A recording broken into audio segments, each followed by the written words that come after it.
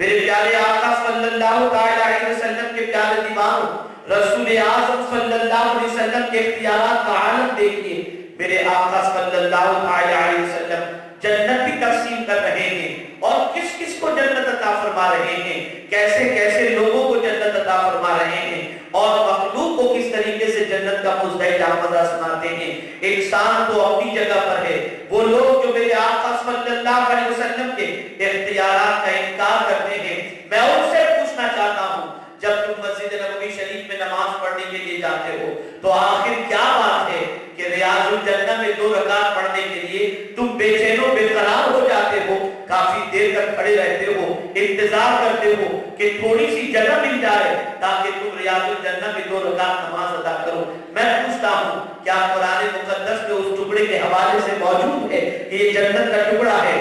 نہیں، بلکہ اس ٹکڑے کو جنت کا ٹکڑا بنایا ہے میرے مصطفیٰ رحمت صلی اللہ علیہ وسلم نے۔ اسی لیے ریاض الجنہ میں آدمی 2 رکعت پڑھنے کے لیے بے چین ہوتا ہے تاکہ 2 رکعت وہاں پر پڑھ کر جنت میں سجدہ کرنے کا ثواب حاصل کر لے اور جنت میں داخل ہونے کے مزے لوٹ لے۔ آپ اندازہ لگائیں، رسول گرامی وقاص صلی اللہ علیہ وسلم مالک کونین بن کر کے جلوہ کر ہوئے، آقائے کائنات صلی اللہ علیہ وسلم کس طریقے سے جنت بانٹ رہے ہیں۔ آپ کو معلوم ہوگا کہ مسجد نبوی شریف میں ایک ستون ہے جسے ستون حنانہ کے نام سے یاد کیا جاتا ہے۔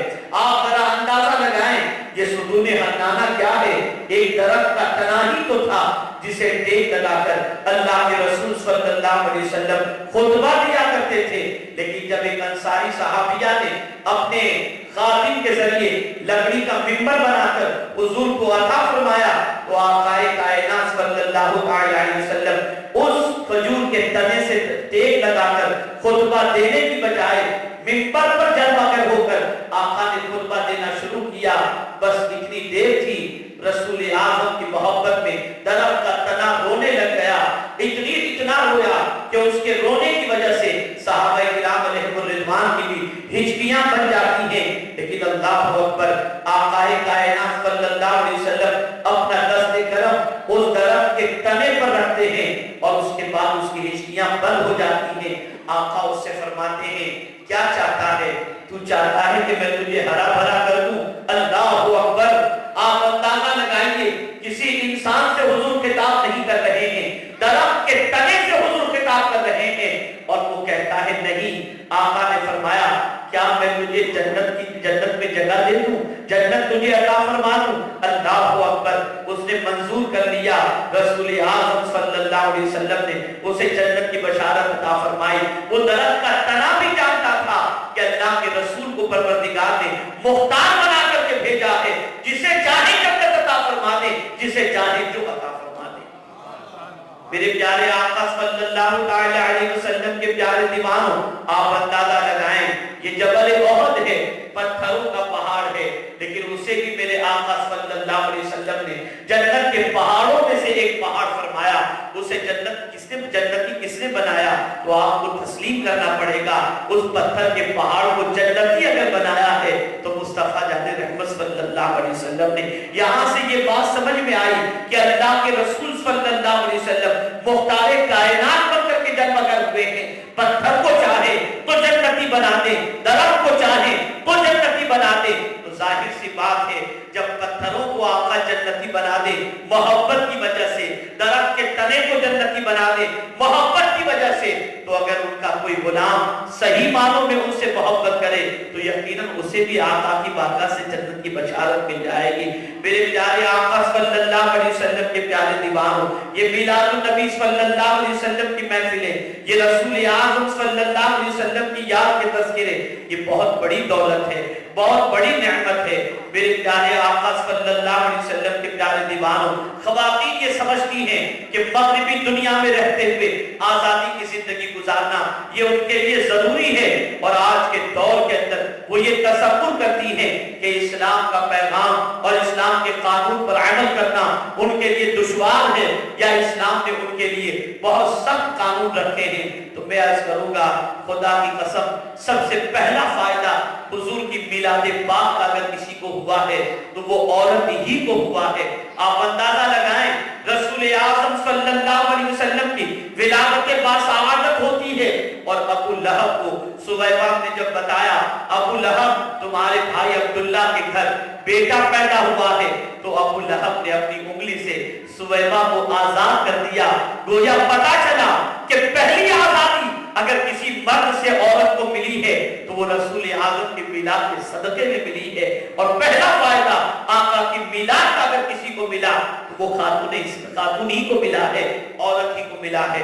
ऐ रसूल आज़म सल्लल्लाहु अलैहि वसल्लम के शहदाइयों, अल्लाह के रसूल सल्लल्लाहु अलैहि वसल्लम को अल्लाह ने कितना इख्तियार अता फरमाया, कितना पावर अता फरमाया कि आप अंदाजा लगाएं, मर्दों के लिए सोना पहनना हराम है, लेकिन रसूल आज़म सल्लल्लाहु अलैहि वसल्लम ने हजरत सुराका के लिए उसी सोने के कंगन को जायज करार दे दिया। आप अंदाजा लगाएं, एक खातून जिससे निकाह करने के लिए एक सहाबी चाहते हैं कि उनसे निकाह करें, अल्लाहु अकबर, निकाह के लिए महर अदा करना ये कुरान का फरमान है। वआतुहुन्ना उजूरहुन्ना, ये कुरान मुकद्दस में फरमाया गया। लेकिन आप जानते हैं एक सहाबी जब निकाह करना चाहते हैं तो बारगाह रसूल सल्लल्लाहु अलैहि वसल्लम में अर्ज करते हैं, आका बीवी को महर देने के लिए मेरे पास कुछ भी नहीं है, मैं कैसे निकाह करूं? सरकार मदीना सल्लल्लाहु अलैहि वसल्लम ने फरमाया, क्या तुम कुरान जानते हो? अर्ज करते हैं, हाँ सरकार, मैं सूरह बकरा और सूरह आल इमरान जानता हूं। आका ने फरमाया, उस औरत के लिए तुम्हारा महर हम यही मुकर्रर करते हैं कि उसे कुरान की चंद आयतें सिखा दो, ये उस औरत का महर हो जाएगा। लेकिन ये तुम्हारे लिए है, किसी और के लिए नहीं होगा। बताओ, ये इख्तियार नहीं है तो और क्या है? इसे मुख्तार नहीं कहेंगे तो और क्या कहेंगे? अल्लाहु अकबर। रसूल गिरामी वक़ार सल्लल्लाहु अलैहि वसल्लम की बारगाह बेकसपना में एक खातून आती है और अर्ज करती है, सहाबिया है, और अर्ज करती है, सरकार मेरे शौहर का इंतकाल हो चुका है और मेरे शौहर के इंतकाल के बाद 4 महीना और 10 दिन की इद्दत गुजारना मेरे लिए मुश्किल है। आका मेरे लिए कुछ तखफीफ फरमाएं और मेरे लिए कुछ रियायत फरमाएं।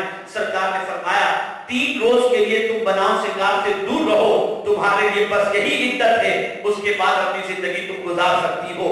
ये इख्तियार नहीं है तो और क्या है? ये पावर नहीं है तो और क्या है?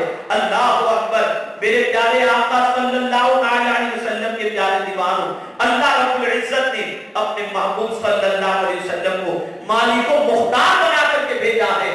उनकी मोहब्बत दिल में बिठाओ, उनकी अज़मतों का चिराग सीने में जलाओ, और ये न समझना कि हम यहाँ पर बैठे हैं और आका को हमारे बैठने की खबर भी न होती हो, हमारे दिल के हालात से भी आका वाकिफ न होते हो।